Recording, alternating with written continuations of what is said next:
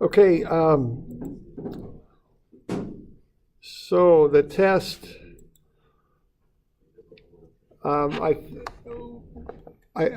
we've been kind of running behind here, so I'm going to push the test back to Monday. Is this Monday the 5th? Is that what this Monday is? Yeah. Okay, so it'll be the 12th then, okay?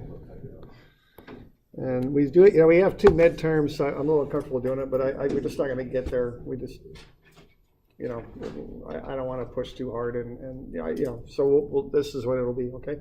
So it'll be in class, and it'll also be in the evening for students who are online students too.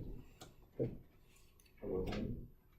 For the people in class, it'll be from 3 to, and it might be a little bit more than an hour, so roughly 3 to 4, but maybe 4:15 or something, something like that. And then for people online, it'll be from 6 to 7 o'clock plus 7:15 or something like that. I'll have to figure that out. So Monday, for in-class students, I guess I'm making this official now, so I better write it down. 3 to, we'll just say 4:15 plus or minus. We will have class after, okay?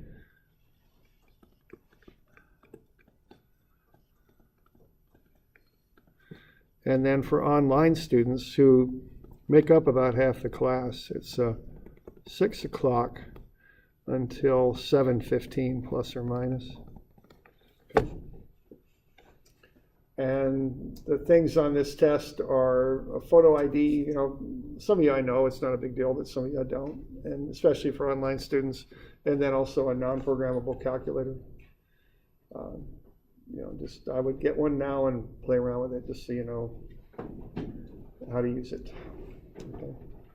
I'll give you a blue formula sheet. Okay.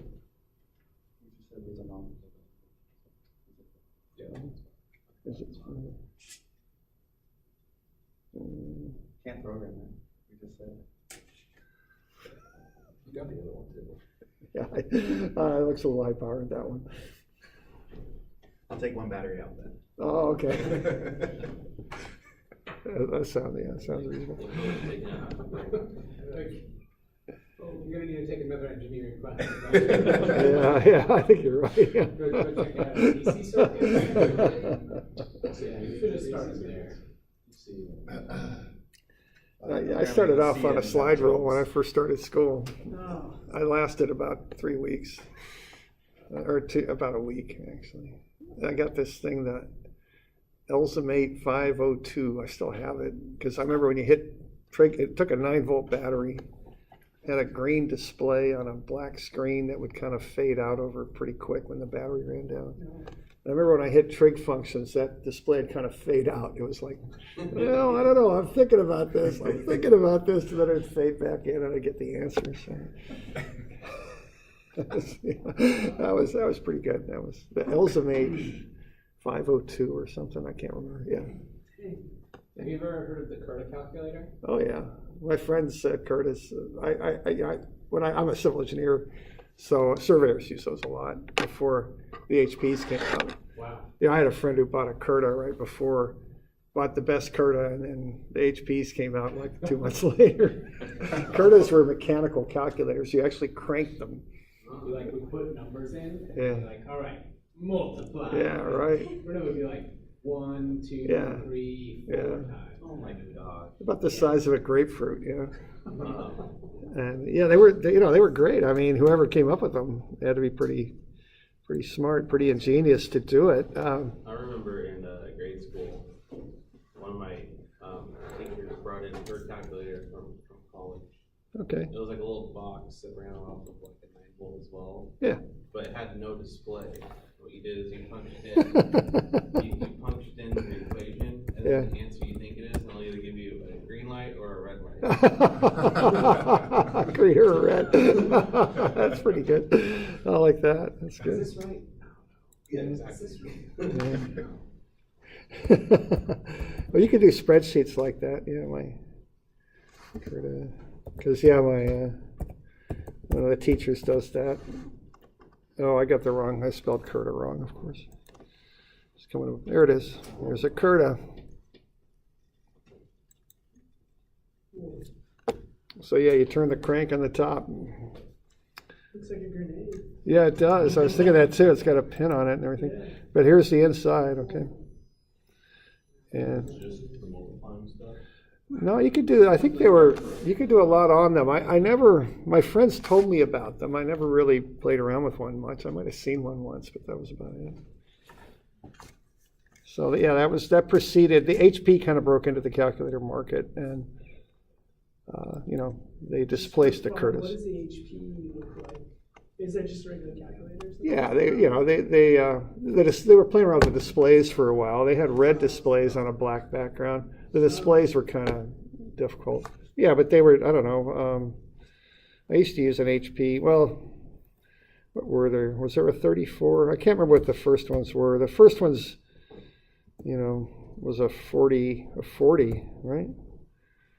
I don't remember. What were those things? All the surveyors that I worked with had these because they had survey chips you could put in them and they'd run all their survey calcs for them when they were out there. 41, I think. HP 41. Yeah, there they are. There's an HP 41. Oh, okay, yeah, I've seen that. But there was some that preceded these that were more primitive than these. But these had card readers on them. You could do that. So you're saying we could use any of those on the test? I used the old 97. Now that was the, no, I guess not. There, that's what I used right there. That thing had paper on it and everything, man. Used to run that. It was just battery powered? No, you plugged it in. Oh, yeah. Yeah, imagine plugging that in. Yeah. I used to. They had one in the back, and where I worked, so I used that thing. They had little programs you could run through it. It had a magnetic card reader. That was pretty good. Yeah, because everything else is well.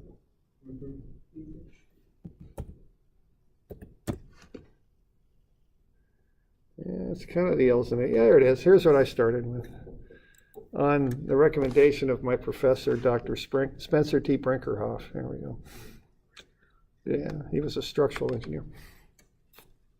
So there it is. So yeah, you'd push this thing and the display would fade away and it's kind of come back on you because this thing had a little trouble coming up with those trig functions sometimes, that was kind of hard. So that was a good one. That last name, it sounds like he should have been an electrician. Oh, he was, really? Oh yeah, he was a smart guy. Anyway, there you go. What year of college did you get this, like your first calculator? When I was a sophomore. What year was that? So I think it would have been about 79, I think, 1979. Yeah. So there you go.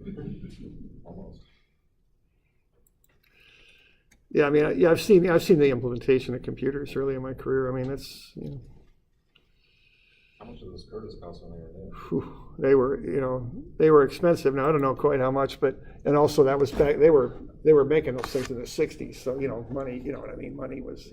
They're going for $2,000 on eBay right now. Are they? Yeah. I don't know if they were quite that expensive, but when I started like a job in '74, minimum wage was $2 an hour back then. So that was '74. So in the '60s, it's so it's all kind of, you know what I mean? How loud were they? I'm sure they weren't too quiet. I don't know. I don't. Yeah, I don't know. I can't answer that. I I don't just know. can't imagine a test hall full of these people here. Yeah, cranking away. Yeah. It sounded like files. Yeah. Okay. I mean, it could have been people like sliding papers all over. Yeah. Adam Savage had someone custom make him a giant one. It's like this big. Okay. Yeah, he shows it. He looked up 3D printing for the calculator. Yeah, I was just curious because I can't imagine like 100 plus people. And you used to hear that thing racking all the time. Right. If everyone had one that was.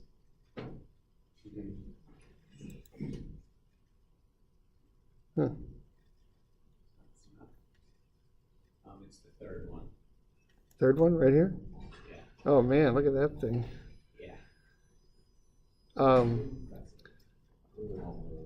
Yeah, well, you know, yeah, you gotta have a transit up on your office, and you gotta have one of these now, I guess. You know, it'd be good, like, There we go. Here's the square root of 5. So here's how you find the square root of 5.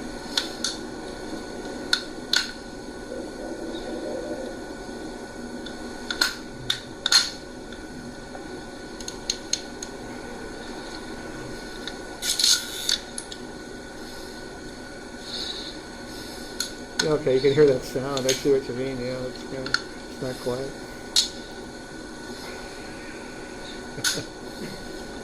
I think I just calculated by hand and guessed and keep trying that one.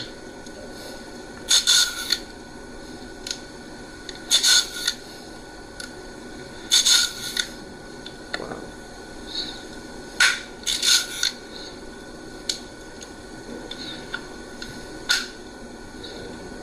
I think it is. Yeah. I think he's just finding the square root of 5.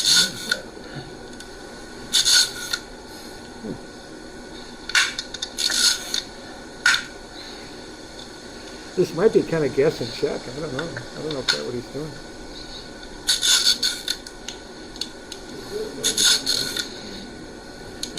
Okay. If you want to bring a card out, you can. I mean, you can use a slide rule if you want to. I do it with a slide rule. It'd be much quicker. I mean, that's.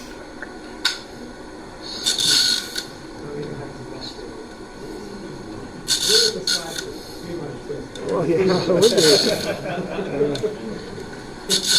at this point, I just like about 2. Yeah, I know. I agree.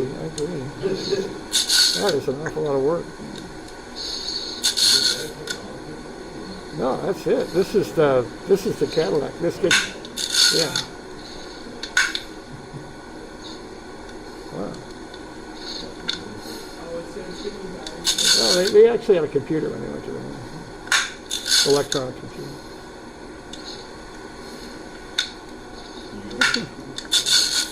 What's that? Yeah, I had it in high school. But yeah, they ran off of cards. You know, like cardboard punch cards. That happened in the Vietnam riots at USW, University of Wisconsin. They got into the graduate building for the engineering department and grabbed all the students' programs, stacks of cards, and threw them up there. Because they had each command was a card, and you had like this shoebox of the cards. That was your program. That's, you know, maybe 1,000 cards. So they just chucked them out the window and they all fluttered down. Yeah, it was a physical assault on engineering. This is nuts, man. I didn't realize they took this long. I hope he gets the right answer, man. You know what I mean? It's like, I don't know quite what he's doing. I was looking at the comments. Imagine a class. Yeah, I'm 40. Thanks for showing us the SRT algorithm. So nice. Okay. All right. Maybe he's doing each decimal place or something. I don't know. I think so. He's doing this. Yeah, I know.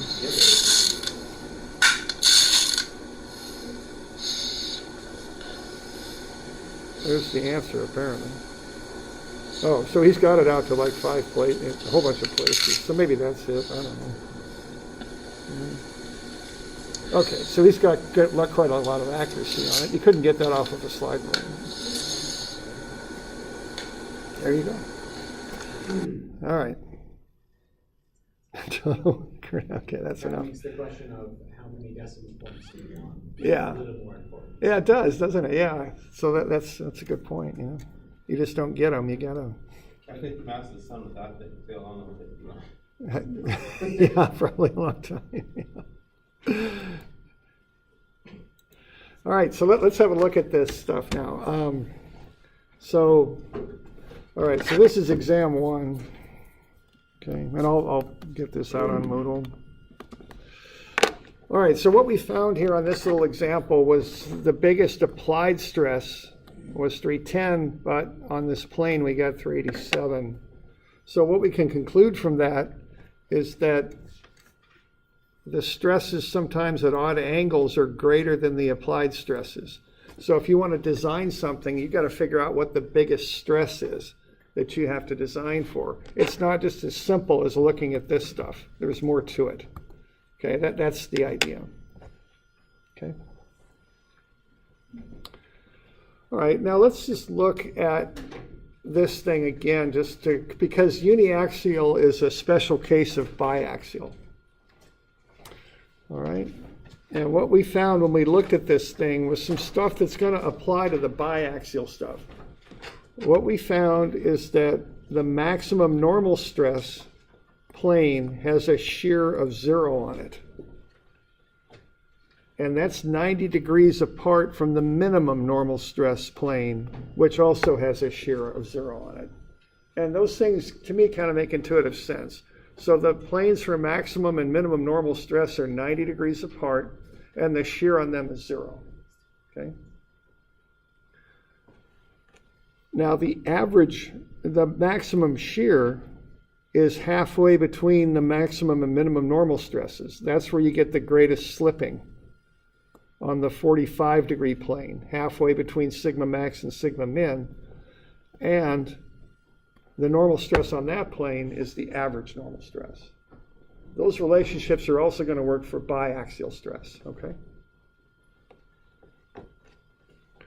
It's just going to take a heck of a lot more mathematics to get that figured out, but I wanted to show you that from a common sense perspective. So the sigma max and sigma min are 90 degrees apart, and the shear on those planes is 0. Midway between sigma max and sigma min, you've got tau max, and the shear on that plane, or excuse me, the normal stress on that plane is the average normal stress, okay? So that's what we've just come up with.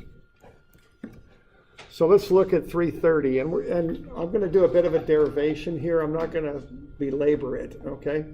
We're not here to do derivations. I show you derivations so that you understand that the stuff just didn't come out of the clear blue sky, but you know, I want you to use this, not derive it, okay? So keep that in mind. So the way we derive this, so our goal here is to find what's the maximum normal stress. And the way we find that on page 330 is we start with the general normal stress formula that we developed here last time. So sigma x1 is sigma x plus sigma y over 2 plus sigma x minus sigma y over 2 cosine 2 theta plus tau xy sine 2 theta. And what we want to do is maximize that. So what we do to maximize it is we take a derivative of sigma x1 with respect to the angle. And we do that to both sides.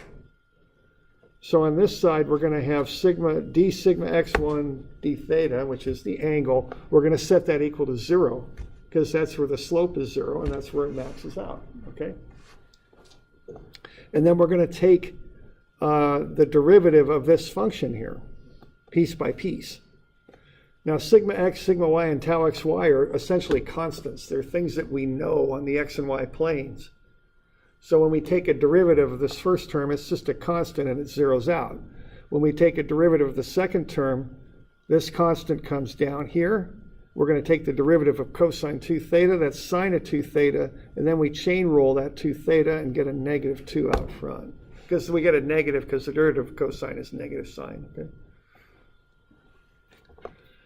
Okay, the tau xy will come down. Derivative of sine 2 theta is cosine 2 theta, and with chain rule we get a 2 out front. Okay, so all we end up with then are these two terms. We'll bring this one to the other side of the equation because it's negative, so it'll come over as a positive.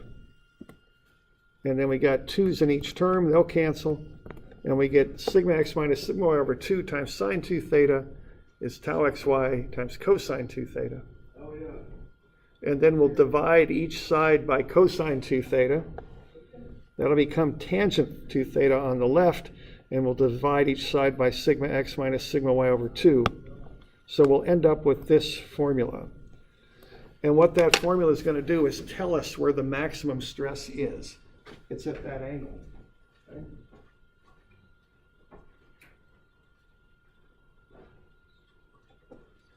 So that's the angle at which the maximum and minimum normal stresses act.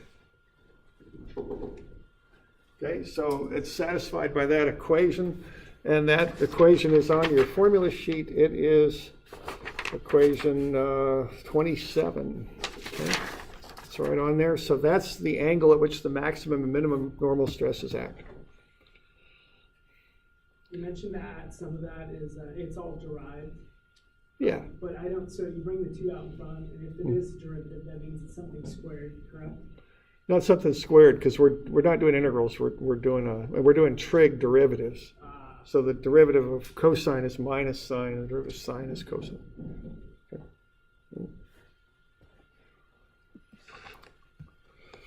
All right, now a tangent function has 2 solutions that are 180 degrees apart. So what I mean by that is if you kind of go on your circle here, and let's just take the tangent of 30, and then the tangent of 210. If you hit both of those on your calculator, you're going to get the same answer for both of them, okay? So a tangent function has 2 solutions. So tangent of 30 is equal to the tangent of 10, or 210. They're the same, okay? And they're 0.577.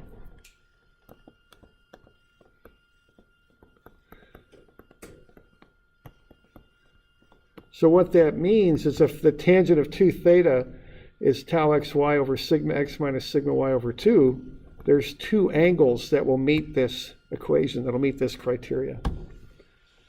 The 2 thetas will be 180 degrees apart. If the 2 thetas are 180 degrees apart, the thetas are 90 degrees apart. So the angles for the maximum and minimum normal stresses are 90 degrees apart in an element. Okay. So the angles for maximum and minimum normal stresses are 90 degrees apart. And if you remember, I was just telling you that, right? There's the minimum normal stress on this uniaxial. There's the maximum. They're 90 degrees apart, okay? It works out, okay? Now, if we take that angle and we plug it into the general normal stress formula, we get the normal stress for the principal planes right there. So that's sigma 1 and 2, they're called. That's the maximum and minimum normal stresses called the principal stresses. And there's a plus or minus in this formula. So this is a shortcut formula where you could use it to find the maximum and minimum normal stresses in your plate that you're analyzing. So you plug in sigma x, sigma y, and tau xy into this formula, you'll get the maximum and minimum normal stresses. That's formula 28. Okay. There's a plus and minus on that, so there's 2 stresses, 1 max and 1 min. Okay. So if you just need to know what the maximum and minimum normal stresses are in a plate or something that you're designing, you use that formula, it'll tell you.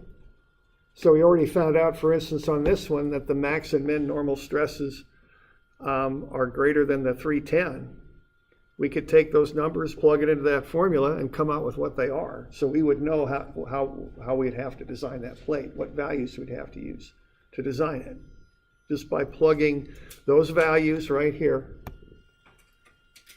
into that formula. Okay?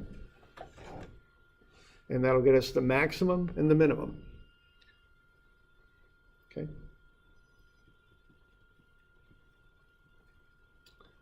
Now, if you take that angle again, so this 1/2 arctan tau xy over sigma x minus sigma y over 2, and you plug it into the tau x1 y1 formula, what you'll find is the shears come out to be 0 on the maximum normal stress planes. So the shears are 0 on the principal planes. So on the principal planes that are 90 degrees apart, the shears are 0. Okay?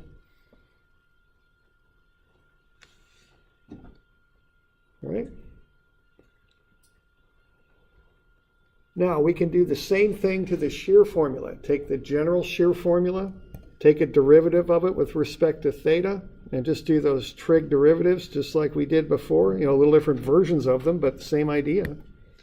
And we'll come up with this angle for where the maximum shear planes are in an element. So this tells us what the biggest shears are in an element. That formula right there.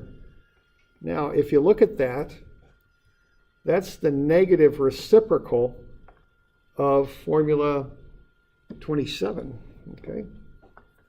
So what formula 27 tells you is that this is the angle for maximum normal stress and minimum normal stress, okay? This is for sigma max and min. This one is for tau max in plane, okay? The tangents are negative reciprocals of each other. Okay, this is formula 27. I don't bother to put the other formula on your formula sheet because we don't use it very much. Do you have an inverse relationship because of that? Well, what the relationship is regarding the tangent, because what tangent is y over x, which is the slope. Yeah. If two slopes are negative reciprocals of each other, it means the lines are at 90 degrees to each other. Okay? So if we have a negative reciprocal of the one slope, that means the two theta angles are 90 degrees apart, which means the single theta angles are 45 degrees apart. Okay? So there you go. So the plane for maximum shear stress is 45 degrees off the maximum normal stress planes. Okay? And then if you plug in that angle into the general normal stress formula, what you get is the normal stress is sigma average. Okay?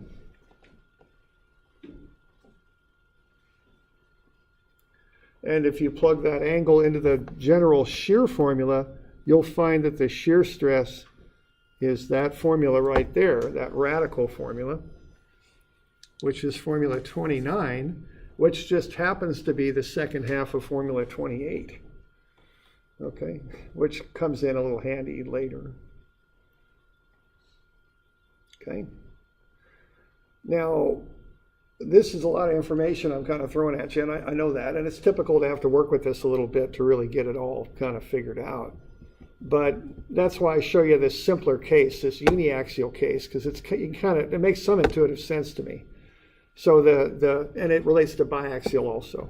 So sigma max and sigma min are 90 degrees apart. The shear on those planes is 0. Tau max is 45 degrees off of the sigma max planes, and the normal stress on that is the average normal stress, P over 2A in this case. Okay. So let's just run through a quick example of this if we can.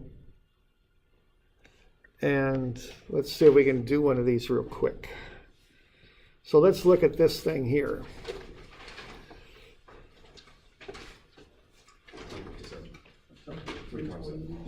Thank you. This is on page 357. Now, this is just like what we just did, with the exception that instead of being given an angle, we're going to calculate the angle. Because what we want to know on this is what are the maximum and minimum stresses. So what we're going to do first is just plug in the values for sigma x, sigma y, and tau xy. Okay. So we can fill those in, see what we got here.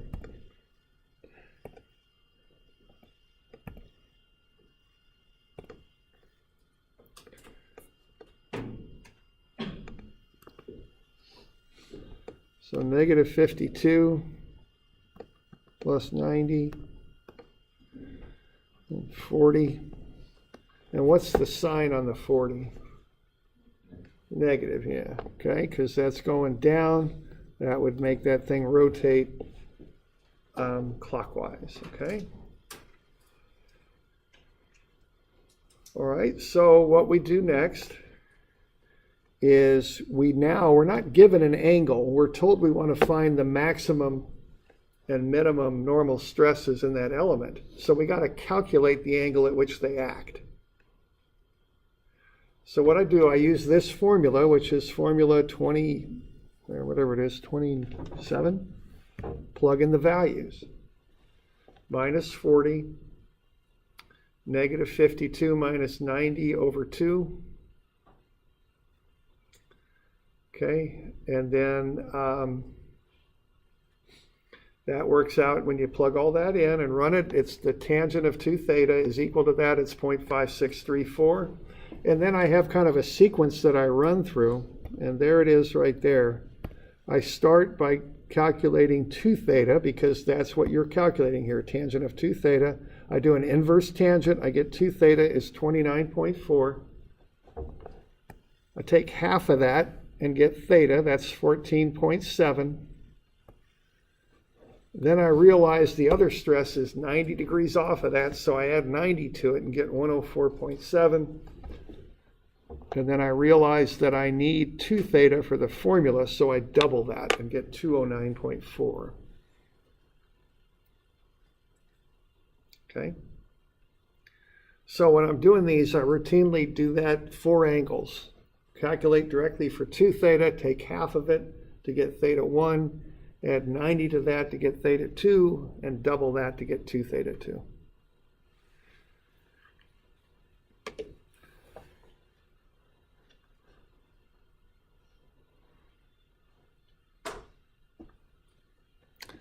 So now I know the angles at which these maximum stresses act. They act at 14.7 and 104.7. Okay? Those are called the principal stresses. So then I just take my general normal stress formula and I put in the values for sigma x, sigma y, tau xy, and the angle that I just calculated. Use 2 theta, so that'll be 29.4, and I'll plug that in. And when I run those numbers, I get negative 62.5 is what I get.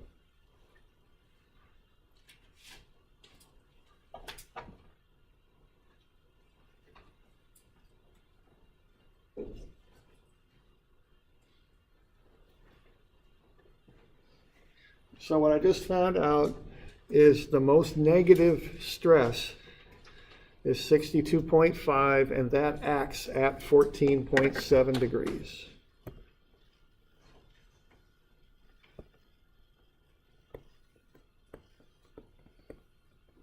That was maximum stress? That is the most negative stress. That's actually what that is for this one, is the biggest compressive stress. Really what you get out of these calcs are the most negative stress and the most positive stress is what you get. Okay.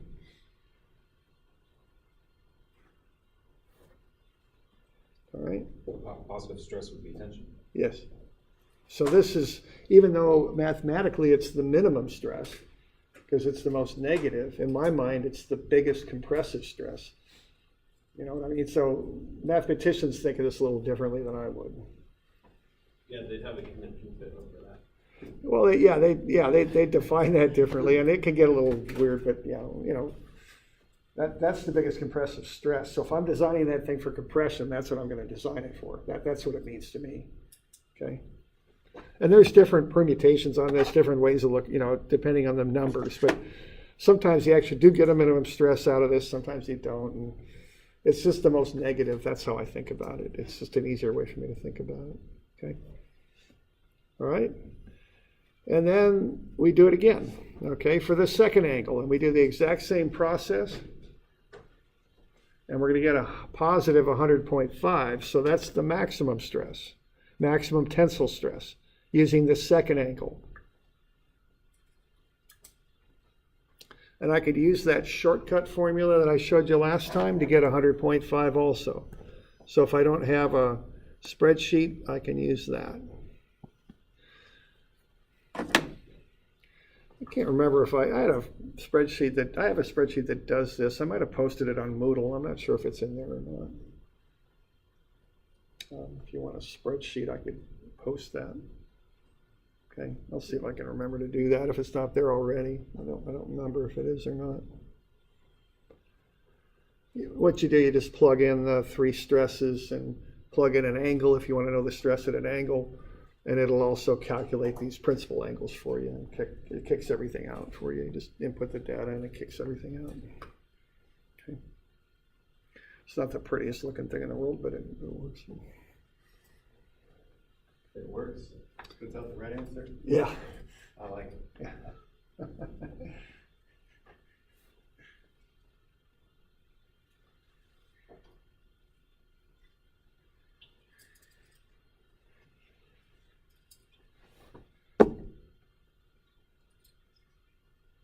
So we good on that? A lot of number crunching, you know. So we got the max and the min now, and we know what angles they act at. Okay? So I don't use that radical formula 28 because it gets me both stresses, but I don't know which angle they act at. So what I do is I use formula 27, find the angle, and then plug it into formula 25. That's how I do it, because that way I know which stress acts at which angle. It's a more direct way to do it. If you use that radical formula, you got a plus or minus in there, and you're not sure which stress acts at which angle. You can actually figure it out pretty easy, but it's easier to me just to find the angle, plug it into the formula, and get the stress out. Just easier. Okay. So we good on this? We got that? Well, good time. We're almost, we got a couple minutes and I want to use it here. So I want to do a little sketch here. So I've got principal stresses that act on that element. So at 14.7 degrees, I've got negative 62.5. And at 90 degrees off of that, I got 100.5. So that's what those stresses are going to look like, okay, on an element.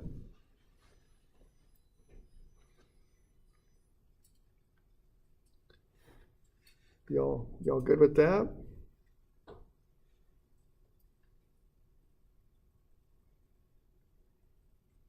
And I think I put a little thing on there for you to sketch up. Okay. And I know that because when I ran 14.7 degrees, I got negative 62.5. And when I ran 90 degrees more than that, 104.7, I got 100.5. So I just put them on the sketch, okay? Now I can do the same thing for the shear. What I do on that one, and all we got to do on this one is go down to here. We'll get to this later, this stuff below. But I just find the angle at which the maximum shear acts. It's 45 degrees more than 14.7. And then double it, because the formula calls for 2 theta, and I just plug it into the shear formula. That's the angle at which the maximum in-plane shear acts. So if I just plug that into the formula, that'll get me the maximum shear. When I run those numbers, I get a positive 81.5 for the maximum shear, and that acts at 59.7 degrees, 45 more than the 14.7. And then I also know that the normal stress on that plane will be the average normal stress, which is 19 megapascals. Okay, so I end up with a sketch as shown there. Okay. How do you know which one goes where, the 19 and the 81? The 19 is the normal stress. So that's pulling on all 4 planes. So that's a sigma, that's a normal stress. The 81.5 is a shear stress. Okay? Oh, so that's what goes up and down. Yeah, okay, that's the shears, all right. Okay.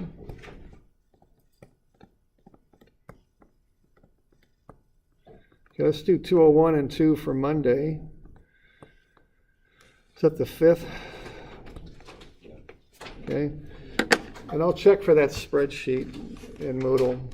Hopefully it's right there. Okay. If not, I'll try and upload the thing. All right. All right.